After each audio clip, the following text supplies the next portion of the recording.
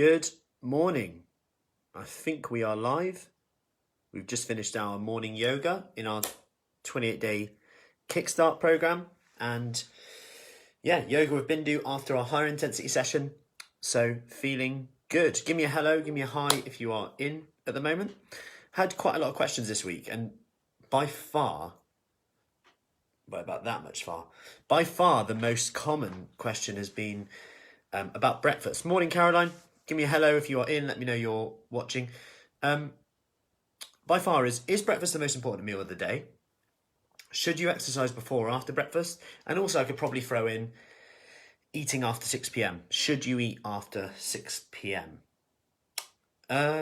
Interesting questions. So I'll tackle number one. Number one, is breakfast the most important meal of the day? In simple terms, no.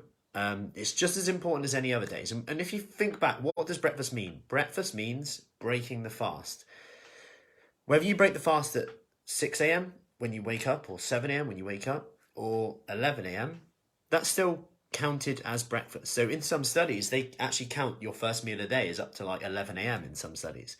So to say that breakfast is the most important meal of the day, some people might define that as first thing when they get up. So they might feel like, I have to eat. When in fact, when some people eat first thing and they're not hungry, some people would say, oh, it actually makes me hungrier. I kind of pick every day. Let me know if that's you, by the way, because that's definitely me. If I have breakfast and I'm not hungry, it kind of almost makes me more hungry. However, you've got to know your body. So for some people, maybe breakfast is more important. For example, if they don't eat first thing in the morning, they're then hungry mid-morning. And if you're on the go, you're a bit busy and there's biscuits out and you haven't planned your meals, then it's going to be more likely that you're either going to have to use a lot of willpower to say no to the biscuit, or you're going to be more likely to have it. Because if you've got hunger, that physiological side of it's telling you to eat, plus you're a bit tired, stressed, on the go, you maybe got a bit of food anxiety, when am I going to have my next meal, but I have it now, then you're more likely to eat it. So is breakfast the most important meal of the day? Does it spike your metabolism? No. Well, that's a lie. It does spike your metabolism, but anything spikes your metabolism. Scratching your head spikes your metabolism. Moving spikes your metabolism. Remember that the metabolism is a sum of all reactions in your body. So if I eat at McDonald's, I am spiking my metabolism because my body's now got to digest that.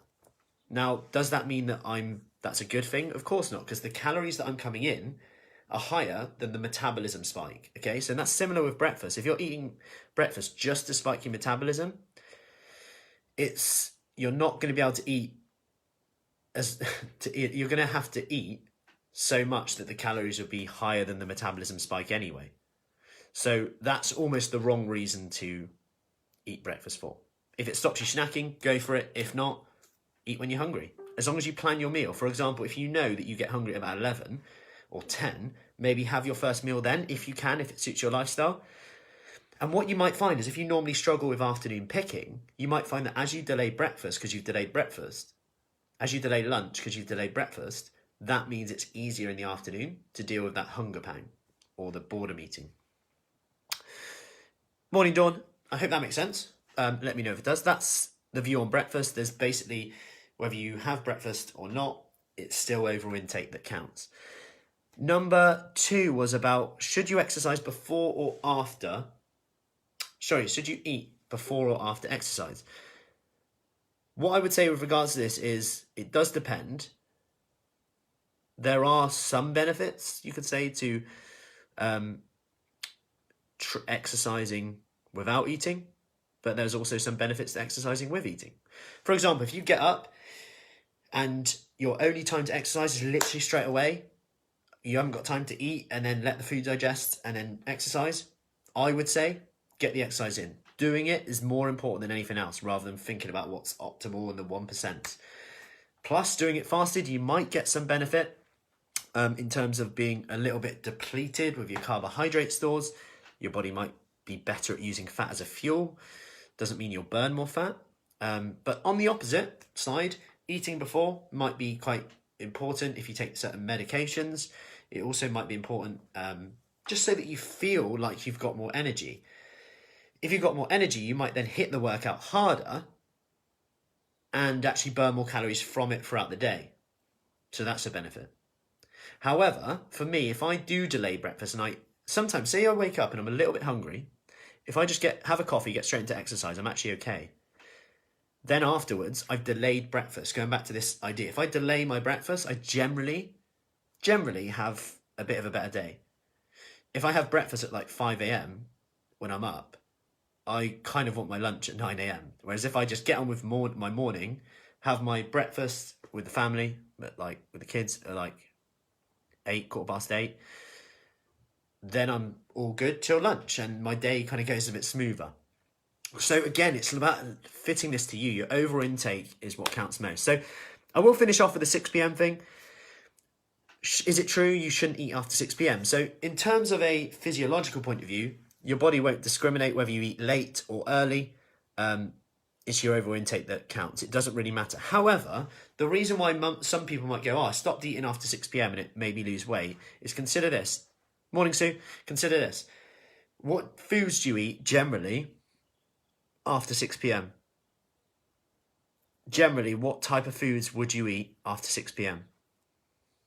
It's rarely, apart from your dinner, it's rarely, lots of vegetables, It's often reward eating, emotional eating. We might be more tired. Our willpower might be a bit drained from our day. The decisions fatigue, the decisions we had to make throughout the day, work, family life, all in one. And we might associate that time, morning Lucy, we might associate that time with relaxing, our time. And as a result of that, if we're looking for someone to pick us up, and we've got more decisions we can possibly make, then it could be harder. So for example, if you're sat in your living room at 7 p.m.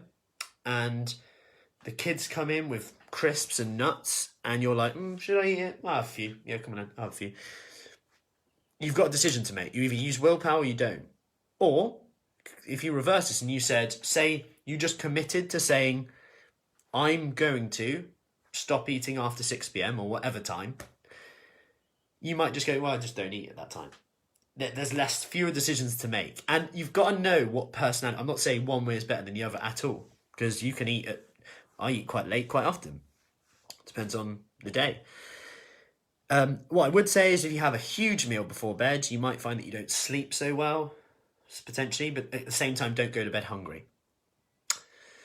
So, in summary, breakfast isn't no more important than any other meals, despite what Kellogg's say. Have it if it stops you snacking. Ignore it if you're not hungry and it just makes you hungry. Little tip, try and get protein in there. Start your day off in a good way. You'll probably feel a bit more full up. Number 2, make sure that if you are exercising, providing you aren't taking medications that require, first thing in the morning with food, or you maybe get dizziness, etc., just get it done when suits you, whether that's eating before the exercise or eating after the exercise so you can get it done in the morning and start your day strong. Finally, eating after 6 p.m. doesn't make you fat unless you overeat over the day. So fit it to your lifestyle again. Remember that if you're in the evening, you find yourself just picking, boredom eating, that might be something that helps you a bit. Maybe you plan one thing that you have at that time. Maybe you say, after 7 p.m, instead of having a glass of wine and, a big bag of crisps, you're going to say, I'm just going to have a glass of wine and 5 crisps. Or you just plan it out, portion it. When you set it and plan it, you have fewer decisions to make, whatever that is. Rather than going, I'm just going to try and be good. Notice the difference between I'm going to be trying to be good, and then you have 2 biscuits, 3 biscuits, don't really know how much we're eating. Compare that to, I will have a handful of popcorn and a biscuit. Done. That's a part of the plan rather than not in the plan, and then it's like, I've done rubbish again. Key is planning. Hope that helps. Any questions, let me know. Have a great day, and speak soon.